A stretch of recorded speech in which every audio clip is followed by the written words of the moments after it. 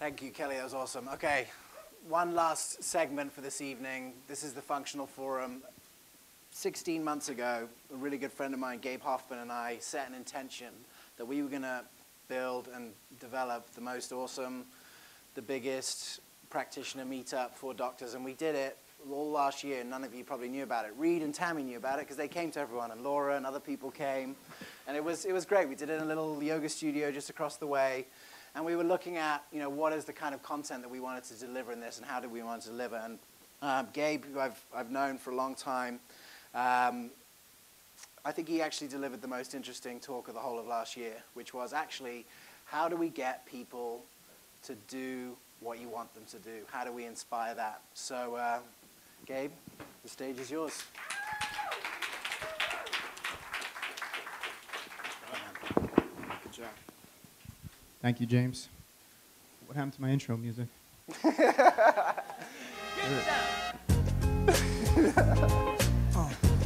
We got things to work on for the next show, but it's been pretty good. This looks like a Nas crowd, so I want to make sure to get that in.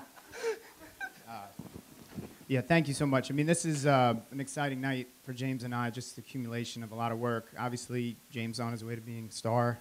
It's pretty mind-blowing sitting here and watching him up here. But, it's an important night, too. And I feel it's a privilege to be part of the evolution of life and of medicine in the 21st century. This is a group of people who are here on a Wednesday, icy, snowy, potentially dangerous night in the city. We just appreciate so much that people came to support this and be a part of it. And it also means you're around a group of people who care about what goes on in the future, who cares about where we go from here. I care very much. I know James cares. And, we really have to work together to make this happen. And so tonight, my topic and what I really want to talk about is what I believe is going to be the single most important factor moving forward for health. I think that medicine, there will be new science and there will be great information. And I think there already is great information and there already are things that work. But the bottom line of healthcare is going to be about the doctor and patient relationship. I mean, that is where it all happens. That is what dictates success. I mean, there's so many brilliant people in here tonight. And I know that there's so many patients coming to see you that are not necessarily following the genius of everyone in here. And I know we know what to do.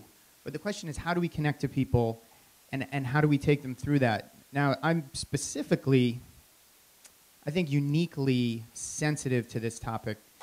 Just for the last 17 years, or for more than half of my life, I've been either a patient or a practitioner. When I was younger, like many of us in here, on your journey towards caring about health, usually go through some sort of health crisis.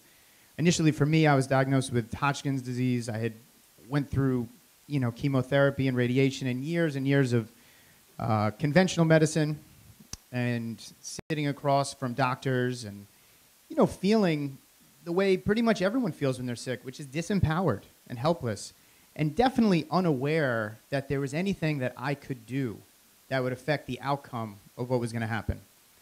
And when you first come in, you're just so freaked out that these doctors are saying, don't worry, there's nothing you can do. And in a way, it's kind of comforting because you don't even know what to do and you don't want any responsibility for what's happened.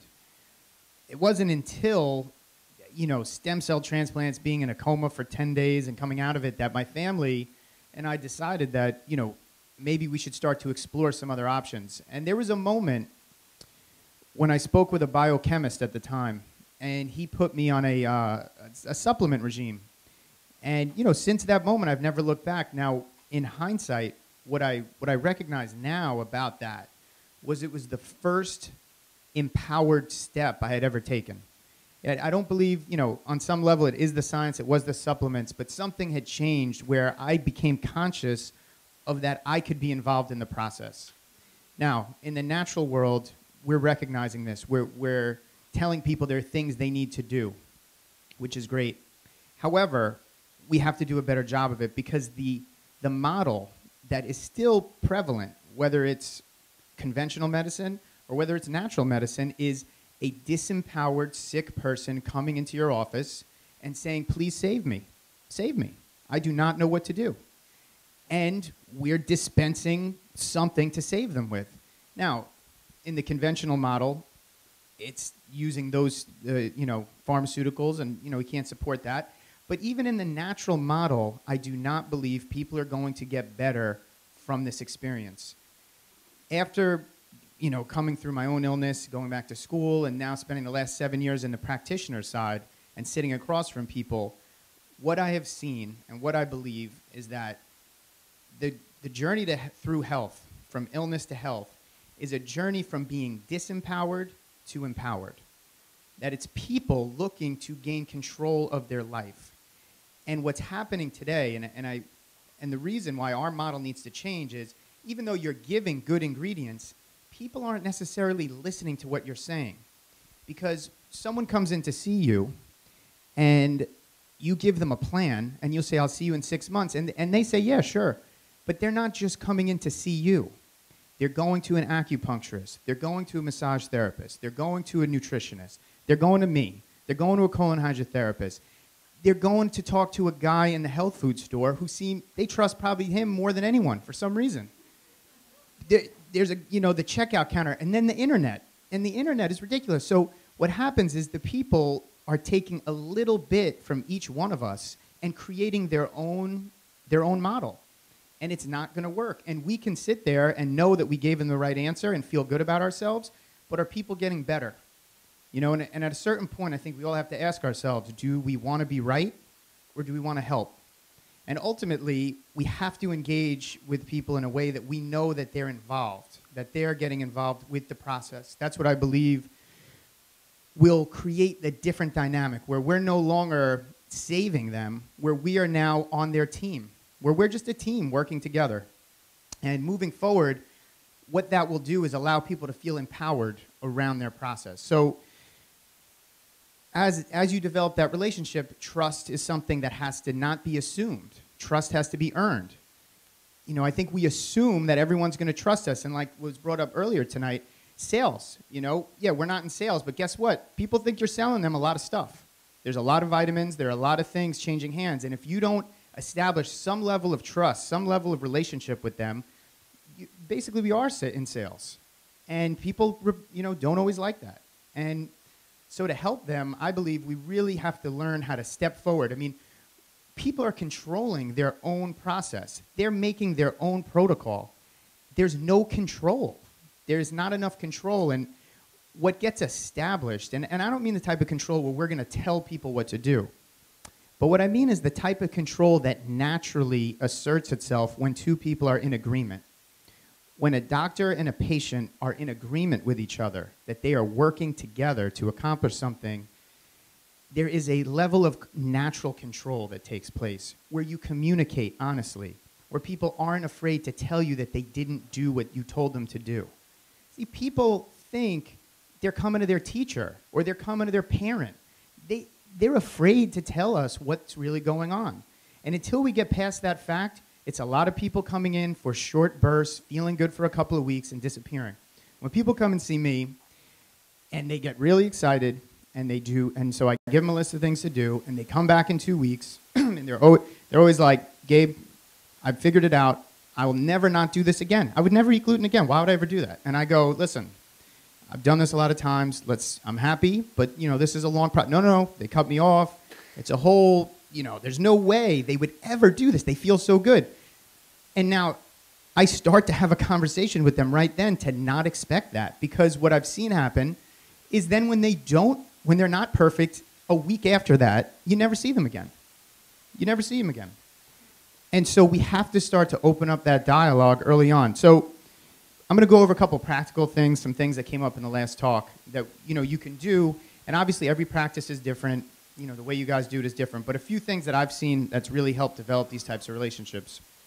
So number one is I have patients write the instructions down themselves. I do not write them out for them. And there's two reasons. Like, number one, first off, they're engaged. They're listening, they're writing, they're just more involved in the process at that point, right? So also their brain is coordinating all the movements that it takes to write something down with their hand. And what I found is that people remember things more. You know, my handwriting isn't great anyway. When I would give things to people, I was not sure that they could read it when they left. So, you know, it's much better. So you have them write it. That's a very simple thing. Anyone could do that. Number two, and this is, so much gets accomplished if you do this with people. You ask them one thing that they need to do, they know they need to do that they're not doing. You understand? You ask them for something. They have a list of things in their mind that they feel guilty about that they're not doing. They know they need to do it, whether it's water, or they're drinking soda, or they're whatever. There's a million of them. We all have them. Ask them to choose one and ask them to set a goal around it. Keep track of that. It is as important, if not more important, than any other recommendation you'll give them. And the third step is really, it's part of the second step, which is follow up on it. So the person, so you send their recommendations, they write it down, they've chosen something that's important to them. They're a part of the process, right? You see how they're now becoming empowered in it? They're not just asking you, they're telling you what they're going to do, and you're saying, great, that's an important part of the plan, and now you guys are teammates. So when you get to the third step is they come back. You have got to ask about that one. It has got to be as important. If you don't ask them, you're missing an opportunity. You're going to lose trust. If you ask them, people are excited to tell you about that one. That's the one they've been thinking about because that's their thing. One of two things are going to happen. One is they did it. So it's like, great, you did it. And then everyone's happy that they did it. And you just say, like, you know, I expect you to do it. You're a winner. That's how you do. The second thing that can happen is they didn't do it, right? That's even better. Why is that better?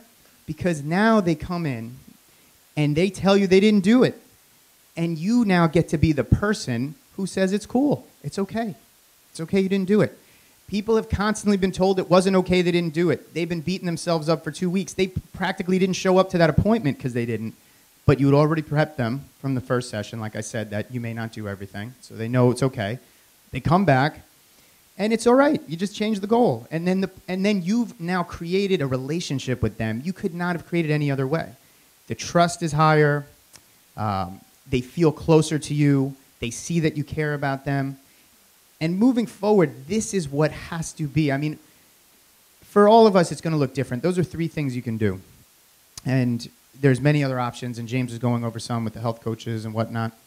But ultimately, I want to create a sense of urgency around this topic because this is something that has to change.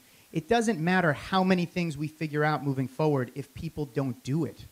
People are just doing their own thing. And if we're in denial about that, you're not seeing clearly because people are their own doctor being marketed to and going to 10 different specialists. So if we don't create that type of relationship, and I mean, I don't see it moving forward. So for me, I've been able to focus that, and maybe it's because I've been on both sides of the table. And I believe what we're going to find moving forward is that with that relationship, less is more. That less clinical intervention will be needed to get more results. That more empowerment. I mean, you know, earlier it was being spoke about the amount of systems that stress is affecting. That disempowerment is affecting. When someone is taking an action that moves their life forward, that they feel empowered in their health process, how many things do you think you need to give them on top of that? Not as many. And there's not enough in the world to take care of someone who feels helpless. You're not going to take that away from them. And at the end of the day, I think for all of us, and you're seeing a lot of patients, it's tiring being a savior. It's tiring saving people all day, right? Wouldn't it be nice to, at the end of a day, just have done some teamwork and moved forward with people, and then you can leave? And I think it's going to be healthier for all of us. So, you know, we're going to be talking about these things more. We really appreciate you guys coming out. It was, you know, really fun. Thank you so much. And, you know, I'll see you at the next forum for sure. Thank you.